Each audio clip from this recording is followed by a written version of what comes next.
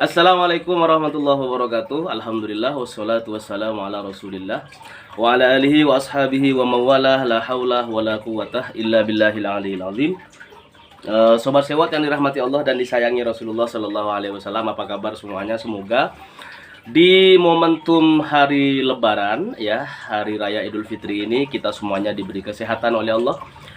Semua kesalahan dosa-dosa kita di masa lalu semoga diampuni oleh Allah Subhanahu wa taala, dan kita buka lembaran baru untuk memperbaiki diri kita masing-masing, kemudian akan berdampak positif terhadap gejolak politik ya, pasca sidang sengketa Pilpres 2024 yang hari ini memasuki hari libur juga gitu kan, MK-nya.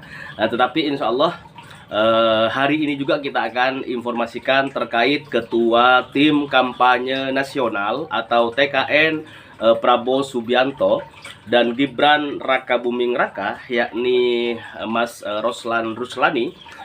Ini menyempatkan datang ke kediaman Ketua Umum Partai Demokrasi Indonesia atau PDI Perjuangan, Ibu Megawati Soekarno Putri, di kawasan Menteng, Jakarta Pusat, Sobat Sewot. Tepat di Hari Raya Idul Fitri 1445 Hijriah kemarin. Nah, sebagaimana kita ketahui, Mas Roslan ini, Sobat Sewot ya, Roslan Ruslani ini merupakan salah satu rival politik Ibu Megawati Soekarno Putri pada Pilpres 2024 yang secara kesatria ya hadir ya mengunjungi ke rumah Ibu Megawati. Bahkan beredar kabar bahwa Roslan Ruslani ini terhitung telah 2 kali datang ke rumah Megawati Soekarno Putri. Maka publik bertanya, ada apa? Jangan-jangan kabar yang berhembus bahwa Prabowo Megawati ini akan menjadi satu koalisi ya, akan menjadi koalisi yang gemuk yang koalisi yang semakin kokoh misalnya karena dibantu oleh PDI nantinya sebagai partai koalisi. Ini satu pertanyaan yang mesti dijawab oleh Mas Roslan Ruslani gitu. Nah, Sobat Sewot, kedatangan Roslan Ruslani, Ketua TKN Prabowo Gibran, ini pertama datang di pagi hari ke kediaman Ibu Megawati di Jakarta Pusat ya. Ini kurang lebih durasi waktunya 5 menit ya di sana. Kemudian Roslan Ruslani ini datang lagi gitu ya, untuk yang kedua kalinya pada sore hari ya, sekurang-kurangnya 30 menit di kediaman Ibu Megawati Soekarno Putri.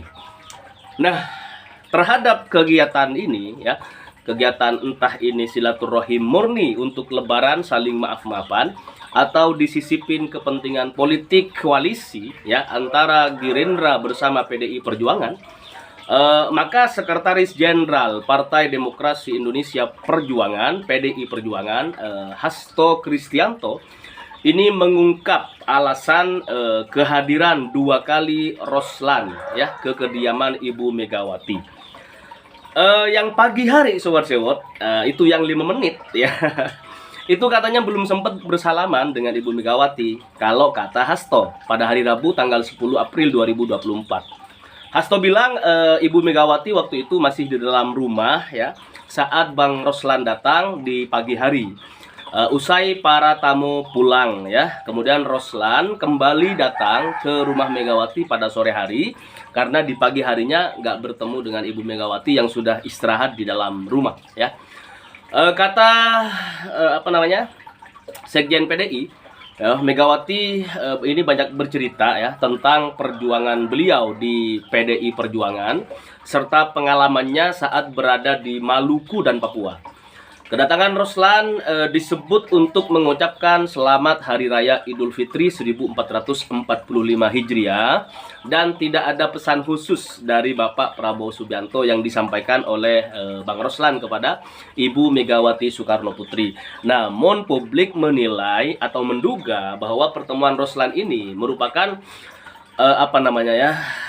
pengirim pesan ya, pesan politik atau pesan Idul Fitri ya. Ada dua pesan kemungkinan yang disampaikan oleh Roslan, karena memang nggak mungkin kemudian seorang Roslan ini pergi ke rumah atau kediaman Ibu Megawati di momen Lebaran yang sangat luar biasa tanpa sepengetahuan atau tanpa kabar yang diterima oleh Bapak Prabowo Subianto sebelum berangkat. Gak mungkin nyelonong gitu. Nah ini satu kesempatan politik sebenarnya untuk rekonsiliasi pasca panas debat pilpres, pasca panas konstelasi politik pilpres, pasca hangat suasana di Mahkamah Konstitusi.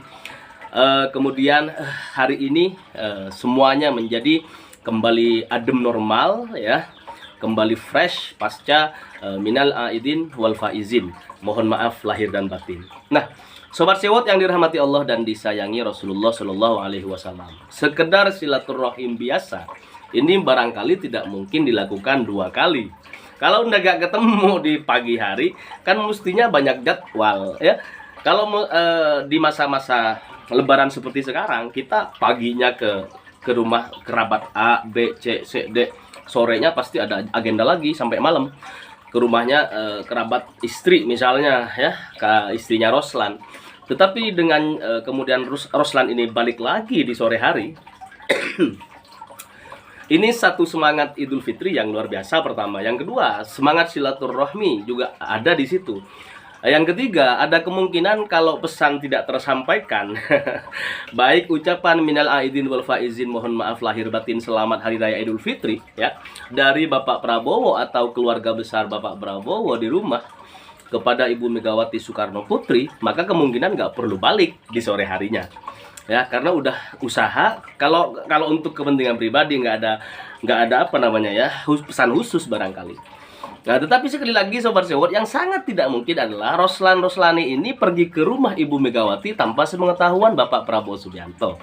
Lebih-lebih hari ini, meskipun di di momentum hari Lebaran, hari saling memaafkan, ya, tensi politik pasca sidang Mahkamah Konstitusi itu masih berasa gitu, kayak gerimis di tanah Ibu Pertiwi ini gitu. Tetapi sobat sewot, sekali lagi, upaya rekonsiliasi pasca menjalani ibadah puasa 1 bulan penuh, ya, kemudian 1 Syawal 1445 yang menjadi tanda Lebaran telah tiba. Ini satu momentum politik yang kemudian banyak dimanfaatkan oleh para akademisi, para politisi, para keluarga besar partai politik misalnya, dan seluruh elemen masyarakat, ya, mau di level paling bawah di pelosok desa hingga kemudian sampai di kota-kota besar seperti Surabaya dan DKI Jakarta. Ini dimanfaatkan betul. Lebih-lebih hari liburan tuh kalau nggak salah menurut keputusan salah satu menteri atau barangkali ada keputusan SKB, ya, dari menteri-menteri yang kabinet Jokowi gitu.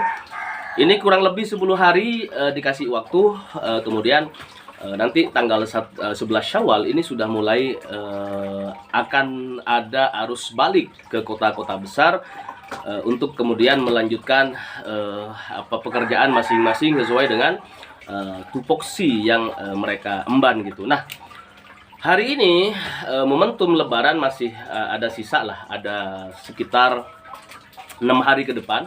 Untuk kemudian para politisi dan ini akan ada kejutan tentunya. Ini semakin santer pertemuan antara Prabowo Subianto bersama Ibu Megawati Soekarno Putri. Nah, pertemuan ini juga akan barangkali nanti berpengaruh terhadap putusan Mahkamah Konstitusi. Kenapa? Karena Mahkamah barangkali sudah kena siraman air pendingin dari Menteng Jakarta Pusat, melihat suasana nanti pertemuan, kalau jadi pertemuan antara Megawati Soekarno Putri bersama Prabowo Subianto, yang sejak dulu sobat sewot kita ketahui ini memang hubungan antara Prabowo Megawati ini memang terbangun dengan baik dan benar dan luar biasa gitu. Sebelum kemudian kita tahu ada hubungan antara Jokowi dengan Megawati. Jadi sudah ada hubungan silaturahim politik antara Prabowo Subianto bersama Ibu Megawati Soekarno Putri. Terbukti Megawati mengangkat Prabowo Subianto menjadi calon wakil presidennya di tahun 2009 ya kalau nggak salah.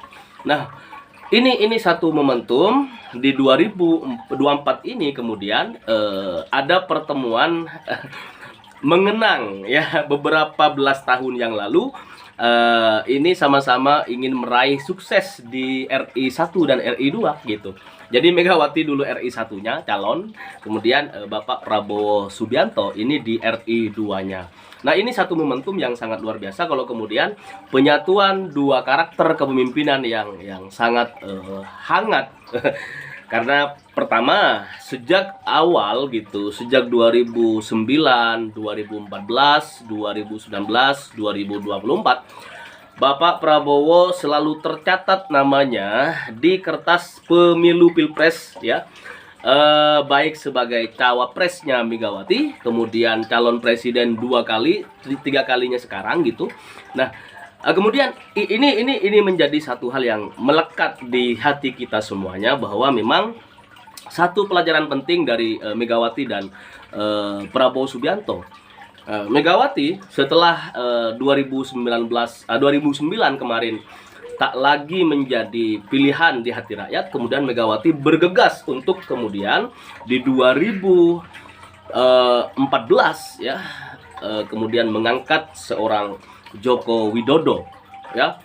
Jadi di belakang layar ya punya powerful penuh adalah Megawati Soekarno Putri, di depan layar yang kemudian sampai masuk ke gorong-gorong adalah Presiden Jokowi. Nah, ini pesan penting yang di hari raya ini kemudian perlu untuk dihidupkan kembali.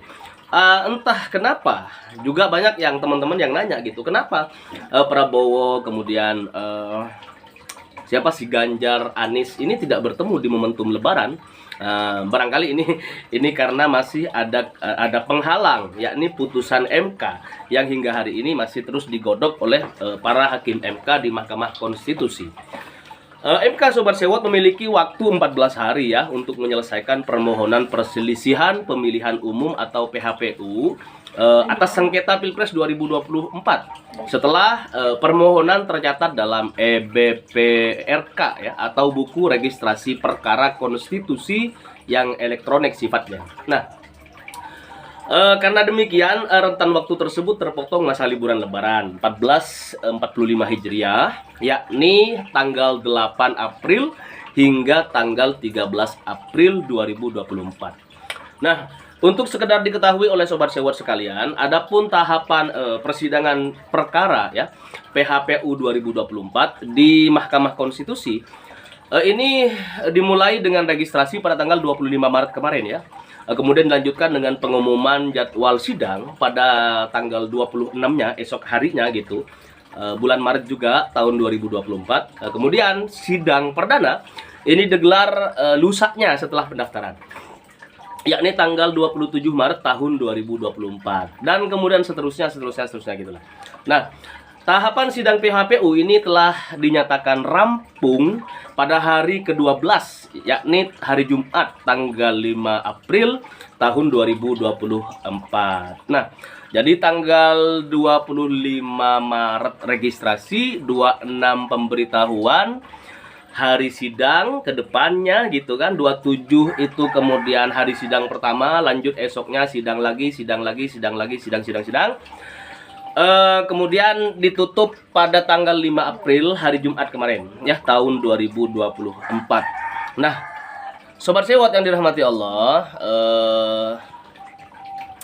libur Lebaran kan dari tanggal 8 ya, tanggal 8, 9, 10, 11, 12, 13. Ini praktis ya, hari-hari ini kemudian bukan hari kerja gitu. Jadi persidangan tuh tidak bisa dilanjutkan, libur dulu gitu. Nah, semuanya pada hakim MK juga manusia, jadi harus harus Lebaran juga, pulang kampung yang ini ada yang ya di Jakarta ada gitu.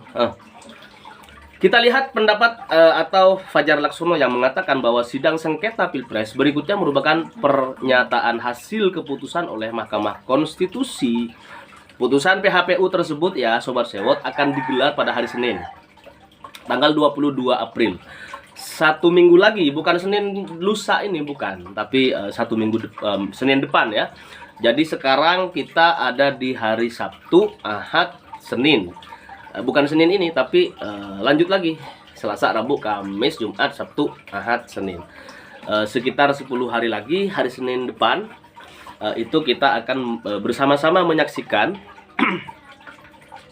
hasil putusan terakhir, final PHPU Pilpres 2024.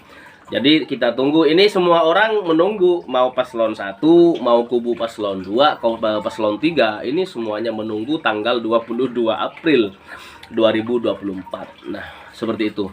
Adapun tanggal tersebut Sobat Sewot, ini sudah tercantum dalam peraturan Mahkamah Konstitusi nomor 1 tahun 2024 ya. Berkaitan dengan mulai sejak tahapan, kemudian kegiatan sidang, kemudian jadwal penanganan perkara, perselisihan hasil pemilu, baik anggota DPR RI, DPRD kabupaten, provinsi, kemudian DPD dan lain sebagainya. Bahkan sampai ke tingkat pemilihan presiden ya, pemilihan umum presiden dan wakil presiden Republik Indonesia tahun 2024-2029. Nah, setelah berakhirnya tahapan persidangan perkara ya, saat ini MK membuka tahapan penyampaian kesimpulan dalam bagian penanganan perkara sengketa Pilpres 2024. Kesepakatan itu Sobat Sewot disampaikan Ketua Mahkamah Konstitusi Bapak Soehartojo pada akhir sidang kemarin ya. Sidang lanjutan perkara PHPU yang kemarin sudah selesai hari Jumat. Nah, Soehartojo juga mengatakan sebelumnya bahwa tahapan penyampaian kesimpulan dalam persidangan PHPU Pilpres ini tidak diwajibkan sebenarnya. Namun, pada perkara kali ini ada banyak dinamika yang berbeda. Maka MK mengakomodasi penyampaian hal-hal yang bersifat krusial dan penyerahan berkas yang masih tertinggal melalui tahapan tersebut. Tahapan penyampaian. Nah, Sobat Sewot, semalam sebenarnya pengen live ya, tapi nggak enak badan, masuk angin ya. Kita kesana kemari lebaran ke rumah saudara, ke tempat-tempat Sobat Sewot yang dan lain sebagainya. Nah, sehingga pulang-pulang tuh udah badan kayak remuk, sehingga baru hari ini pagi ini kita lanjut untuk menyampaikan informasi terbaru terkait dengan hasil sengketa Pilpres ya. Sobat Sewot, Soehartojo juga menyebutkan bahwa pihak tim pembela Prabowo Gibran ini belum menyerahkan keterangan saksi dan ahli. Nah, berkas-berkas tersebut bisa diserahkan pada tahapan penyampaian kesimpulan nanti ya. Adapun batas terakhir penyampaian kesimpulan Sobat Sewot ini pada tanggal 16 April tahun 2024 tepat jam 3 sore ya, jam 16.00 waktu Indonesia bagian barat. Mahkamah Konstitusi Sobat Sewot atau MK ini dijadwalkan penyerahan kesimpulan sidang sengketa Pilpres pada 16 April. Jadi tahapan penyerahan kesimpulan ini menjadi yang pertama kalinya dalam sidang perselisihan hasil pemilihan atau Pilpres atau PHPU dan lain sebagainya. Nah, tahapan penyampaian kesimpulan PHPU adalah untuk memberikan kesimpulan tentang tahapan-tahapan persidangan dan tidak boleh ya dimanfaatkan bagi pemohon untuk mempertegas atau menginterogasi dan lain sebagainya. Nah, ini informasi yang hari ini bisa disampaikan oleh Sewot TV. Salam perubahan, salam Indonesia Raya dan lain sebagainya. Salam selamat Hari Raya Idul Fitri. Mohon maaf lahir dan batin. Assalamualaikum warahmatullahi wabarakatuh.